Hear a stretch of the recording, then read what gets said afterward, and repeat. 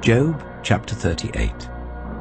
Then the Lord spoke to Job out of the storm. He said, "Who is this that obscures my plans with words without knowledge? Brace yourself like a man. I will question you, and you shall answer me. Where were you when I laid the earth's foundation? Tell me if you understand. Who marked off its dimensions? Surely you know. Who stretched a measuring line across it? On what were its footings set? Or who laid its cornerstone, while the morning stars sang together and all the angels shouted for joy?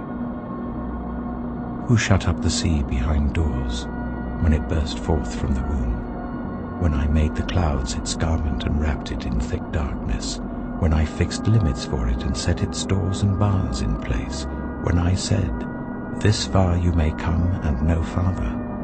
Here is where your proud waves halt.'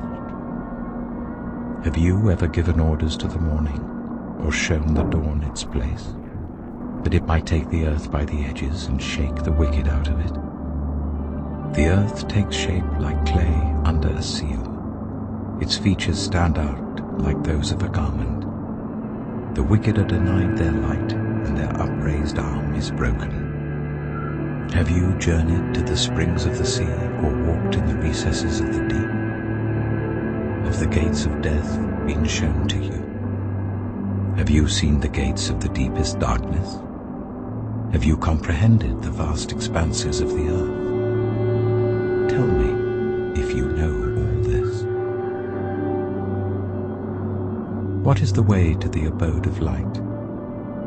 And where does darkness reside? Can you take them to their places? Do you know the paths to their dwellings?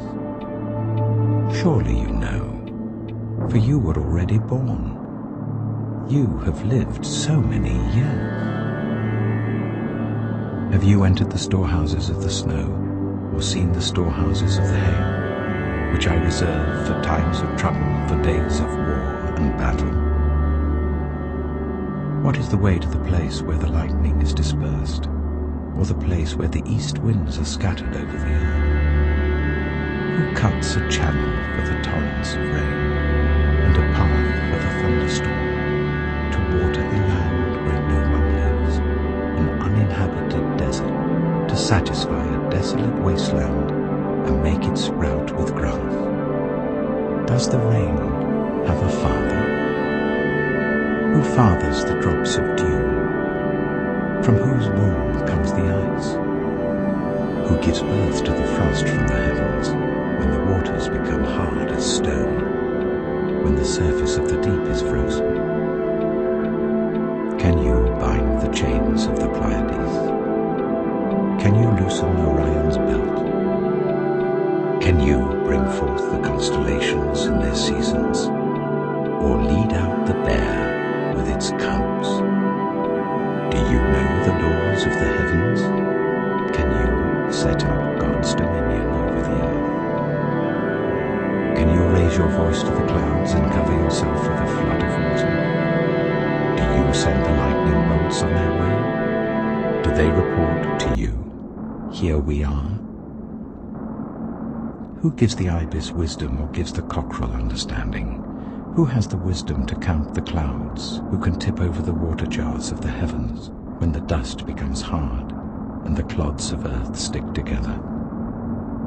Do you hunt the prey for the lioness, and satisfy the hunger of the lions when they crouch in their dens or lie in wait in a thicket? Who provides food for the raven when its young cry out to God and wander about for lack of food? Job chapter 39. Do you know when the mountain goats give birth? Do you watch when the doe bears her fawn? Do you count the months till they bear? Do you know the time they give birth? They crouch down and bring forth their young. Their labor pains are ended. Their young thrive and grow strong in the wilds. They leave and do not return. Who let the wild donkey go free? Who untied its ropes? I gave it the wasteland as its home, the salt flats as its habitat. It laughs at the commotion in the town. It does not hear a driver's shout. It ranges the hills for its pasture and searches for any green thing. Will the wild ox consent to serve you? Will it stay by your manger at night? Can you hold it to the furrow with a harness? Will it till the valleys behind you? Will you rely on it for its great strength? Will you leave your heavy work to it? Can you trust it to haul in your grain and bring it to your threshing floor? The wings of the ostrich flap joyfully, though they cannot compare with the wings and feathers of the stork. She lays her eggs on the ground and lets them warm in the sand, unmindful that a foot may crush them, that some wild animal may trample them. She treats her young harshly, as if they were not hers. She cares not that her labor was in vain, for God did not endow her with wisdom, or give her a share of good sense. Yet when she spreads her feathers to run, she laughs at horse and rider. Do you give the horse its strength, or clothe its neck with a flowing mane? Do you make it leap like a locust, striking terror with its proud snorting? It paws fiercely, rejoicing in its strength, and charges into the fray. It laughs at fear, afraid of nothing. It does not shy away from the sword. The quiver rattles against its side, along with the flashing spear and lance. In frenzied excitement, it eats up the ground. It cannot stand still when the trumpet sounds. At the blast of the trumpet it snorts. Aha! It catches the scent of battle from afar, the shout of commanders and the battle cry. Does the hawk take flight by your wisdom and spread its wings towards the south? Does the eagle soar at your command and build its nest on high? It dwells on a cliff and stays there at night. A rocky crag is its stronghold. From there it looks for food. Its eyes detect it from afar.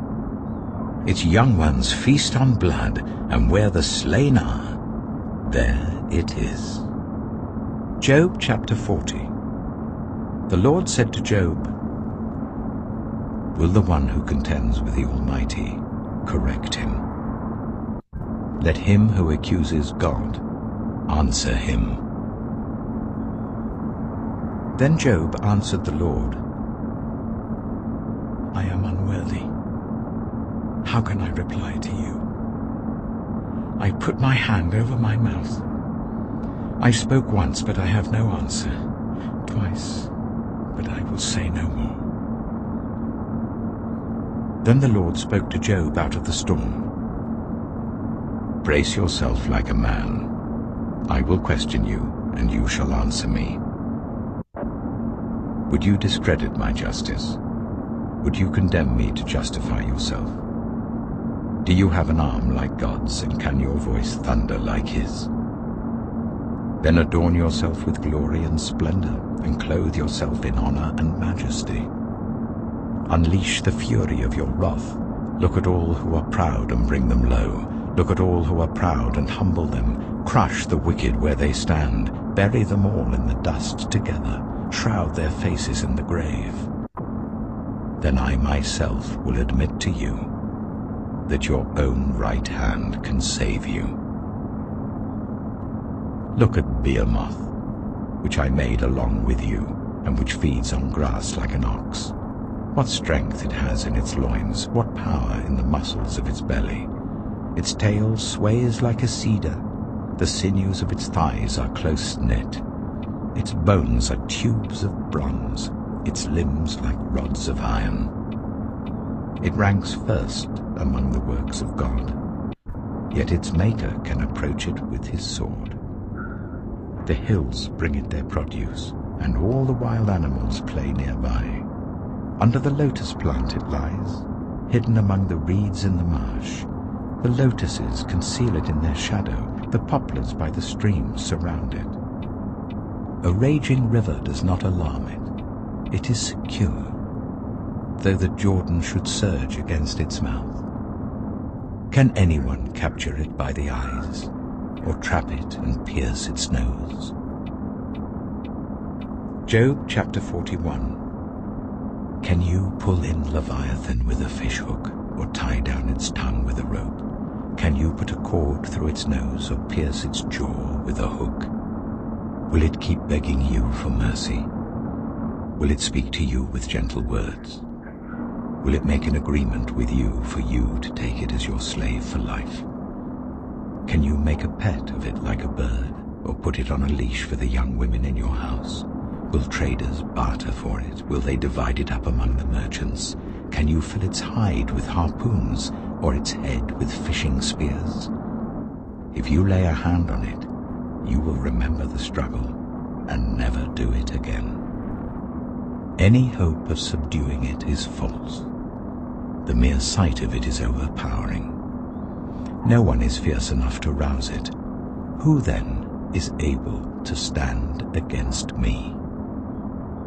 Who has a claim against me that I must pay? Everything under heaven belongs to me. I will not fail to speak of Leviathan's limbs, its strength and its graceful form. Who can strip off its outer coat? Who can penetrate its double coat of armor? Who dares open the doors of its mouth, ringed about with its fearsome teeth? Its back has rows of shields tightly sealed together. Each is so close to the next that no air can pass between. They are joined fast to one another. They cling together and cannot be parted. Its snorting throws out flashes of light. Its eyes are like the rays of dawn. Flames stream from its mouth. Sparks of fire shoot out. Smoke pours from its nostrils as from a boiling pot over burning reeds. Its breath sets coals ablaze, and flames dart from its mouth. Strength resides in its neck. Dismay goes before it. The folds of its flesh are tightly joined. They are firm and immovable. Its chest is hard as rock, hard as a lower millstone. When it rises up, the mighty are terrified. They retreat before its thrashing. The sword that reaches it has no effect, nor does the spear or the dart or the javelin. Iron it treats like straw, and bronze like rotten wood. Arrows do not make it flee. Slingstones are like chaff to it. A club seems to it but a piece of straw. It laughs at the rattling of the lance. Its undersides are jagged potsherds, leaving a trail in the mud like a threshing sledge. It makes the depths churn like a boiling cauldron and stirs up the sea like a pot of ointment. It leaves a glistening wake behind it. One would think the deep had white hair. Nothing on earth is its equal, a creature without fear. It looks down on all that are haughty. It is king over all that are proud. Job chapter 42. Then Job replied to the Lord, I know that you can do all things. No purpose of yours can be thwarted. You asked, who is this that obscures my plans without knowledge? Surely I spoke of things I did not understand, things too wonderful for me to know. You said, listen now, and I will speak. I will question you, and you shall answer me. My ears had heard of you, but now my eyes have seen you. Therefore I despise myself and repent in dust and ashes.